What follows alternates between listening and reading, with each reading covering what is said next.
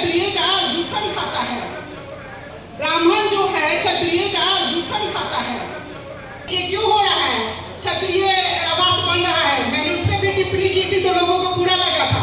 इतिहास हमारा बहुत मजबूत है, भविष्य बहुत कमजोर हो चुका है, इसलिए हमें संभल के रहना चाहिए। हमारी एकता को तोड़ दिया गया है, हमें एक होकर रहना चाहिए।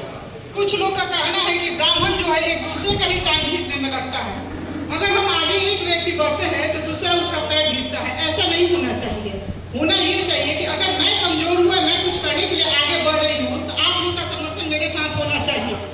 मैं बहुत कार्य ऐसे करती हूँ, इसलिए मैं ऊपर तक नहीं जुड़ी हूँ, लेकिन मैं जमीन से बहुत जुड़ी हुई हूँ। मैं कुछ ऐसे कार्य करती हूँ जो कि मैं मीडिया पे नहीं डालती, सोशल वर्कर उसको नहीं बनाती। कुछ लोग की इज्जत प्रतिष्ठा की बात होती है, इसलिए लोग हमसे जुड़े हुए हैं।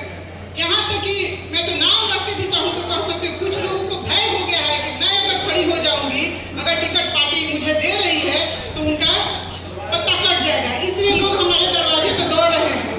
मैं यही बोली हूँ कि मैं हमेशा आपके काम आई हूँ और आऊंगी। अगर कोई हमारा ब्राह्मण चेहरा छापरा 118 विधानसभा से खड़ा होगा तो मैं नहीं खड़ी होंगी, अगर कोई नहीं होगा तो मैं होंगी। और जितने और पार्टी के बहुत लोग ऐसे भी हैं जो मुझे अप्रोच कर रहे हैं कि आप खड़े होइए, लेकिन कुछ लोग ऐसे हैं कि आगे बढ़ाकर पीछे से पाँव भीड़ देते हैं। इसलिए ये जो राजनीतिक चीज है बहुत सोच समझ के करना चाहिए। अगर आप लोग मेरा साथ दीजिएगा तो मैं आगे बढ़ने के लिए तैयार हूँ और मैं किसी से डरने वाली भी नहीं हूँ।